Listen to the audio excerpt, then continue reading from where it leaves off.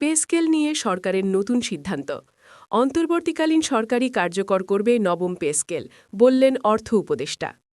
আসসালামু আলাইকুম। আপনি যদি একজন সরকারি চাকরিজীবী হয়ে থাকেন, নবম পে স্কেলের আপডেট সবার আগে পেতে আমাদের চ্যানেলটি সাবস্ক্রাইব করে দিন এবং ভিডিওতে লাইক করে দিন। ধন্যবাদ। পে স্কেল নিয়ে সরকারের নতুন সিদ্ধান্ত সরকারি চাকরিজীবীদের মধ্যে নতুন করে আলোড়ন সৃষ্টি করেছে।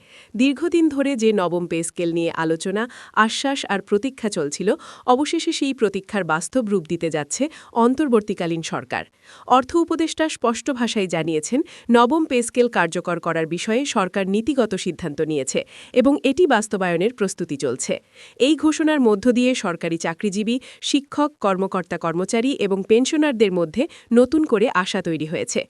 বর্তমান বাস্তবতায় দ্রব্যমূল্যের ঊর্ধ্বগতি, জীবনযাত্রার ব্যয় বৃদ্ধি এবং আয়-ব্যয়ের ভারসাম্যহীনতার কারণে সরকারি চাকরিজীবীরা দীর্ঘদিন ধরেই আর্থিক চাপে রয়েছেন। পুরনো পে স্কেলের বেতন কাঠামো বর্তমান বাজার দরের সঙ্গে আর সামঞ্জস্যপূর্ণ নয়, এমন অভিযোগ ছিল দীর্ঘদিনের। সরকারও বিষয়টি অস্বীকার করেনি, বরং অর্থ উপদেষ্টা নিজেই বলেছেন, বর্তমান বেতন কাঠামো দিয়ে সরকারি চাকরিজীবীদের একটি সম্মানজনক জীবনযাপন নিশ্চিত করা কঠিন হয়ে পড়েছে। এই বাস্তবতা বিবেচনায় নিয়েই নবম পে স্কেল কার্যকরের সিদ্ধান্ত নেওয়া হয়েছে। নবম পে স্কেল কার্যকর হলে বেতন কাঠামোয় আসবে মৌলিক পরিবর্তন। সবচেয়ে গুরুত্বপূর্ণ পরিবর্তন হবে বেসিক বেতনের অঙ্কে। নতুন পে স্কেলে বেসিক বাড়ানো হবে উল্লেখযোগ্যভাবে, যার সরাসরি প্রভাব পড়বে মোট বেতন, ভাতা এবং ভবিষ্যৎ পেনশনের উপর। কারণ সরকারি চাকরিতে বেসিক বেতন বাড়লে এর সঙ্গে যুক্ত হয়ে যায় বাড়ি ভাড়া ভাতা, চিকিৎসা ভাতা, যাতায়াত ভাতা এবং অবসরকালীন সুযোগ সুবিধা। ফলে একজন কর্মরত চাকরিজীবী যেমন উপকৃত হবেন, তেমনি ভবিষ্যতের পেনশনাররাও লাভবান হবেন। অর্থ উপদেষ্টার বক্তব্য অনুযায়ী, অন্তর্বর্তীকালীন সরকার হলেও তারা এই সিদ্ধান্ত বাস্তবায়নের বিষয়ে আন্তরিক। অনেকেই প্রশ্ন তুলেছেন, অন্তর্বর্তীকালীন সরকার কি এত বড় একটি সিদ্ধান্ত নিতে পারে? এই প্রশ্নের জবাবে অর্থ উপদেষ্টা বলেন, এটি কোনো রাজনৈতিক সিদ্ধান্ত নয়, এটি একটি প্রশাসনিক ও আর্থিক বাস্তবতার সিদ্ধান্ত। রাষ্ট্র পরিচালনার ধারাবাহিকতা বজায় রাখার স্বার্থেই এই সিদ্ধান্ত নেওয়া হয়েছে। সরকারি কর্মচারীরা রাষ্ট্রের মূল চালিকা শক্তি। তাদের জীবনমান উন্নত না হলে প্রশাসনিক সেবার মানও প্রত্যাশিত পর্যায়ে পৌঁছায় না। নবম পে স্কেলের আরেকটি গুরুত্বপূর্ণ দিক হল গ্রেড কাঠামোর সম্ভাব্য পরিবর্তন। আগের পে স্কেলগুলোতে গ্রেড সংখ্যা বেশি থাকায় পদোন্নতি ও বেতন বৃদ্ধির ক্ষেত্রে জটিলতা তৈরি হতো।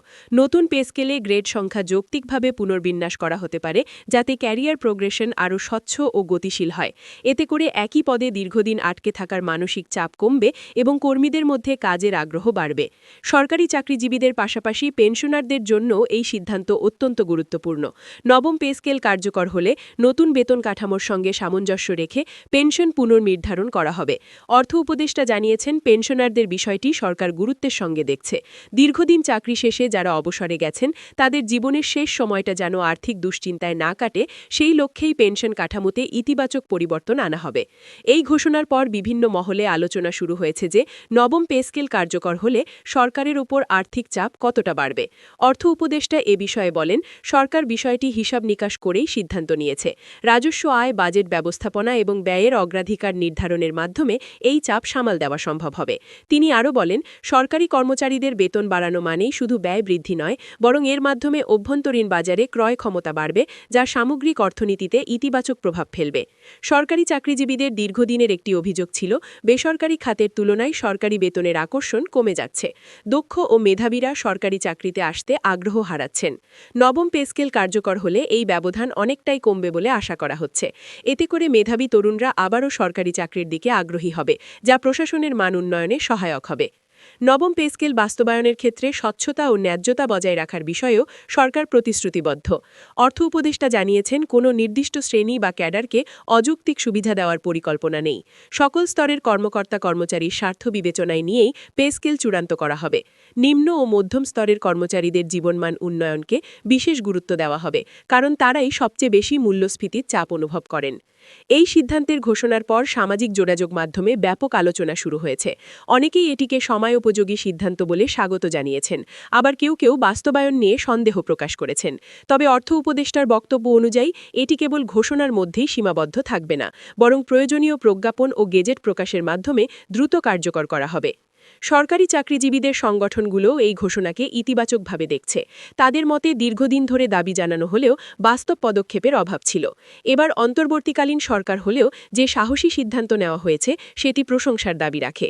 তবে তারা এটাও বলছেন, শুধু ঘোষণা নয়, দ্রুত বাস্তবায়নই এখন সবচেয়ে গুরুত্বপূর্ণ। সব মিলিয়ে বলা যায়, নবম পে স্কেল কার্যকর করার সিদ্ধান্ত সরকারি চাকরিজীবী ও পেনশনারদের জন্য একটি বড় সুখবর।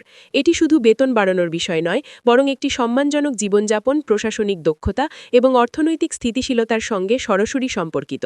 এখন দেখার বিষয় সরকার কত দ্রুত এই সিদ্ধান্ত বাস্তবায়ন করে এবং বাস্তবায়নের সময় কতটা ন্যায্যতা ও স্বচ্ছতা বজায় রাখা হয়। এই সিদ্ধান্ত যদি সঠিকভাবে বাস্তবায়িত হয়, তাহলে এটি হবে অন্তর্বর্তীকালীন সরকারের একটি স্মরণীয় উদ্যোগ, যা দীর্ঘদিন ধরে সরকারি চাকরিজীবীদের মনে জমে থাকা হতাশা অনেকটাই দূর করতে সক্ষম হবে এবং দেশের প্রশাসনিক কাঠামোকে আরও শক্তিশালী করবে। এছাড়াও নবম পে স্কেল বাস্তবায়নের মাধ্যমে সরকারি চাকরিতে কর্মরতদের মানসিক চাপ কমবে বলে মনে করছেন সংশ্লিষ্টরা। দীর্ঘদিন ধরে একই বেতন কাঠামোর মধ্যে থেকে কাজ করার ফলে যে হতাশা তৈরি হয়েছিল, নতুন পে স্কেল তা অনেকটাই কাটিয়ে উঠতে সাহায্য করবে। কর্মক্ষেত্রে আগ্রহ ও দায়বদ্ধতা বাড়বে, যা সরাসরি সরকারি সেবার মান উন্নয়নে ভূমিকা রাখবে। নতুন বেতন কাঠামো কার্যকর হলে পরিবারভিত্তিক ব্যয় ব্যবস্থাপনায়ও ইতিবাচক পরিবর্তন আসবে। শিক্ষা, চিকিৎসা ও বাসস্থান খাতে বাড়তি ব্যয় সামাল দেওয়া তুলনামূলক সহজ হবে। বিশেষ করে নিম্ন ও মধ্যম আয়ের সরকারি কর্মচারীরা এই পরিবর্তনের সবচেয়ে বড় সুফল ভোগ করবেন বলে ধারণা করা হচ্ছে। অর্থ উপদেষ্টার বক্তব্যেও এটা স্পষ্ট হয়েছে যে নবম পে স্কেল কেবল বর্তমানের জন্য নয়, ভবিষ্যতের কথা মাথায় রেখেই প্রণয়ন করা হচ্ছে। মূল্যস্ফীতি ও অর্থনৈতিক পরিবর্তনের সঙ্গে সামঞ্জস্য রেখে একটি স্থায়ী কাঠামো দাঁড় করানোই সরকারের লক্ষ্য। ফলে এই পে স্কেল কয়েক বছরের মধ্যেই অকেজো হয়ে পড়বে না বলেও প্রত্যাশা করা হচ্ছে। সব দিক বিবেচনায় নবম পে স্কেল বাস্তবায়ন রাষ্ট্র, সরকার এবং সরকারি চাকরিজীবী সব পক্ষের জন্যই একটি ভারসাম্যপূর্ণ এবং সময়োপযোগী সিদ্ধান্ত হিসেবেই দেখা হচ্ছে।